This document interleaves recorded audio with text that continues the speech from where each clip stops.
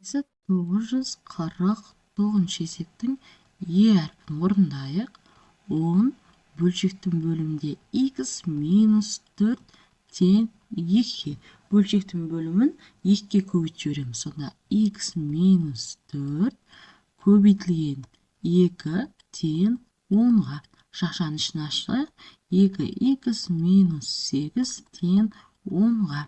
2x тең 10 қосылған 8, 18-ге тең болады. X-тің нәтижесі тең болады бізде 9-ға. Онда 9 дегеніміз е екен. Келесі екіншісін шығарайық. Екіншісінде бізде т әрпі 6 минус 5y бөлшектің бөлімінде 2 тең минус 4,5. 6 минус 5y тең минус 4,5 санын көбейтеміз 2-ге. 6 минус 5y тең минус 9-ға. Минус 5y тең минус 9 минус 6 болады. 6 бізде. Сонда минус 5y тең минус 15-ге. Ал y-тің нәтижесі тең болады бізде 3-ге. Келесі в әрпін орындайық. 2y қосылған 1 бөлшектің бөлімінде 3 тең болады 5-ге.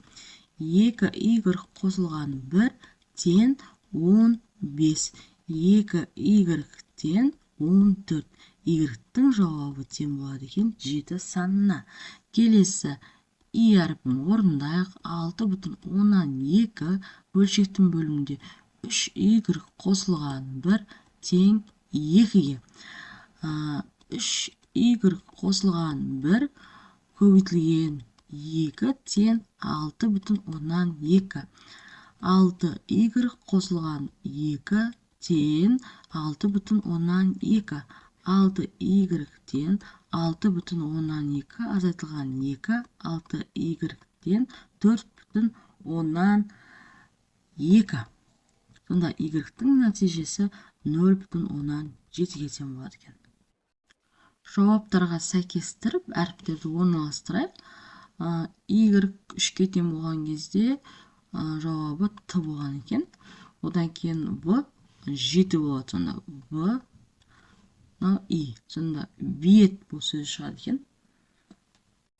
Келесі 950-ші есебіміз. Біріншісін шығарайық. 7,6 қосылған 2x минус 3x минус 6,4. Өрнегінің мәні оң сан болады дейді. Яғни 0-ден үлкен сандар болады дейді. Енді осы жерден x табылайық. 7,6 қосылған 2x минус 3x плюс 6,4 үлкен 0-ден. Енді x-терді біріктіретін болсақ, минус x болады. Кіші 14 болатын болса, минус 14 болады. Сонда x саны кіші 14 санынан болған кезде нәтижесі оң сандар болады екен. Келесі екіншісі y қосылған 2,8 қосылған 9,8 минус 3y теріс сан болады дейді. Яғни кіші 0-ден болған жағдайда. Енді осы жерде y табайық. Y қосылған 2,8 қосылған 9,8 минус 3y кіші 0-ден. Y-тен 3y азайтатын болсақ, минус 2y болады. Ал қосындысы кіші минус 12,6 деп жазылайық. Ал бөлетін болсақ, y үлкен 6,3 саннан. Яғни y-тің орнына 6,3 саннан үлкен сандарды қоятын болсақ, жауабы теріс сан болады екен. Келесі 951-ші есепті шығарайық. Біріншісі 5y қосылған 9 кіші және тең 3 минус 7y-тан.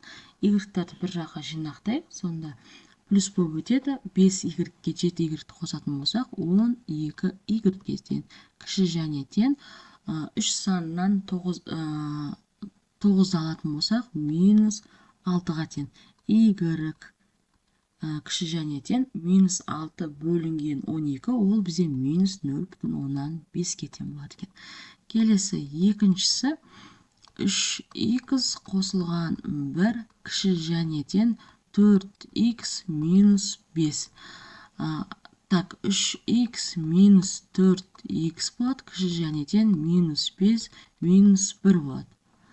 Сонда минус x кіші және тең минус 6-дан. Сонда x-тің нәтижесі x үлкен болады 6. Үшіншісін шығарайық. 1 бөлінген 4 минус y бөлінген 3 үлкен және тең 1 бөлінген 3 азайтылған y. Y-терді жинақтайтын болса, 3-тен 2 y болады. Үлкен және тең 1 бөлінген 3 азайтылған 1 бөлінген 4. Ортақ бөлім береміз. 3 4-тен болған саны 2 бөлінген 3 y үлкен және тең 12 бөлшектің бөлімінде болады, алымында 1-ге тең болады. Y-тің нәтижесі, сонда Y-іміз 8-ден 1 сандарынан үлкен сандар болады екен. Келесі 4-шісін шығарайық. 4-шісінде 6 азайтылған 5 y үлкен 3 y азайтылған 2. Y-терді жинақтайтын болсақ, минус 8 y болады, үлкен минус 8. Y-тің нәтижесі сонда 1-ден кіші сандар болады екен. Келесі 5-шісін шығарайық. 3 минус 7 y үлкен 5 y минус 3. Минусқа өткізетін болсақ, минус 12 y үлкен минус 6. Y-тің нәтижесі сонда 0,15 сандарынан кіші сандар болады. Келесі 6-шысын шығарайық. X бөлінген 6 қосылған 1 бөлінген 2 үлкен x минус 1 бөлінген 3. Так, x-терді бір жаққа жинақтайық. X бөлінген 6 азайтылған x үлкен минус 1 бөлінген 3 азайтылған 1 бөлінген 2. 3-тен береміз, 2-ден береміз. Сонда минус 5 бөлшектің алтында x болады. Үлкен азайтатын болсақ, минус 6-тан 5-ке тең. Ал бөлетін болсақ, x кіші 1-ден болады. Сонымен есебіміз аяқталады. Келесі 952-ші есептің біріншісін шығарайық. 3 минус 2 u азайтылған 1 үлкен 8 қосылған u. 3 азайтылған 2 u қосылған 2 деп жақшаның ішін ашып аламыз. Үлкен 8 қосылған u. Оларды бір жаққа жинақтайтын болсақ, минус 3 u-ға тең болады. Так, 5 не қарай өткізетін болсақ, 3-ке тең болады. 3. Сонда u-дың нәтижесі минус 1-ге тең болады екен. Келесі екіншісін шығарайық.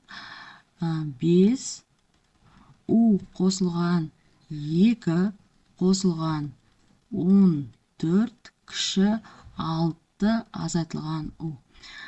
5 u қосылған 10 қосылған 14 кіші 6 минус u. Оларды бір жаққа жинақтайтын болсақ, 6 u болады. 24 яқа өткізетін болсақ, минус 18 болады. U-дың нәтижесі минус 3-ке тең болады екен. Келесі үшіншісін шығарайық. 1 бөлінген 4 u 3 қосылған 8 u. Так, үлкен болады. Үлкен немесе тең 6,25 қосылған u. Так, көбейтетін болсақ, 3 бөлінген 4, ол деп отқан 0,175-ке тең болады. Қосылған, қысқартып жібереміз, 2 u болады. 6,125 қосылған u. Енді оларды жинақтайтын болсақ, u-ның нәтижесі үлкен болады, 5,5. Келесі 4-шісін шығарайық. 4 u қосылған 3 кіші 3 u қосылған 2. Жақшаның ішін ашып алайық. Ашсақ 4u қосылған 12 кіші 3u қосылған 6 болады. Жинақтайық. Сонда 4u'дан 3u'ды алатын болса, u'дың өзі қалады. Кіші минус 6-тан болады. Келесі 5-шісін шығарайық. 3, 2u қосылған 1 үлкен және тең болады. 5u қосылған, қосылыңыз азайтылған екен. Азайтылған 1. Так, жақшаның ішін ашып алайық. 6u қосылған 3 үлкен және тең 5u азайтылған 5. Оларды жинақтайтын болса, u'дың өзі ғана қалады. Және тең минус 8 болады екен. Келесі 6-шысын шығарайық. 3 бөлінген 5, 5u азайтылған 2 бөлінген 3, кіші u қосылған 7,6. Жақшаның ішін ашатын болсақ, қысқарып кетеді де 3u азайтылған 6, 6-ны бөлеміз 15-ке, ол бізде 0,4-ке тең болады. Кіші u қосылған 7,6. Олар жинақтайтын болсақ, 2u болады, кіші қосу болады 8 санына. 8 болады, сонда u'дың нәтижесі 4-ке тең болады. Келесі 953-ші есеп шығарайық. X-тің қандай мәндерінде бөлшектер дұрыс бөлшек болады. Егер дұрыс бөлшек болады, егер бөлшектің бөлімі алымынан үлкен болса. Сонда 9 қосылған 2x кіші 5-тен деп x табайық. Сонда 2x кіші минус 4 болады. X-тің нәтижесі тең болады екен минус 2-ге. Келесі 10 азайтылған 3x кіші 4-тен деп алайық. Сонда минус 3x кіші минус 6 болады. X-тің нәтижесі 2-ден үлкен болған жағдайда. Келесі 5x азайтылған 3 кіші 2x қосылған 1-ден. Сонда x-тарды бір жаққа жетектайтын болса, 3x кіші 12-ден болады. X-тің нәтижесі сонда кіші болады 4 санынан. Келесі 2x қосылған 5 кіші бізде x қосылған 6-тан дейміз. X кіші сонда 1 санынан болады екен. Келесі екіншісін шығарайық. 2 минус x бөлшектің бұрыс бөлшек болады деген сонда алым үлкен болады бізде. Үлкен және тең 3-тен деп алайық. Сонда минус x үлкен және тең 1 санынан x кіші және тең минус 1-ден болады екен. Келесі екіншісін шығарайық. 3x қосылған 7 үлкен және тең 10 санынан. Сонда 3x үлкен және тең 3-тен болады. X-тің нәтижесі сонда тең болады 1-ге. Келесі 5 минус 2x үлкен және тең 2 азайтылған 3x. Сонда x үлкен және тең минус 3-тен болады. Келесі 7x минус 8 үлкен және тең 2x қосылған 7. X-тер жинақтайтын болса, 5x үлкен және тең 15-тен. Сонда x-іміз үлкен және тең болады 3 санынан.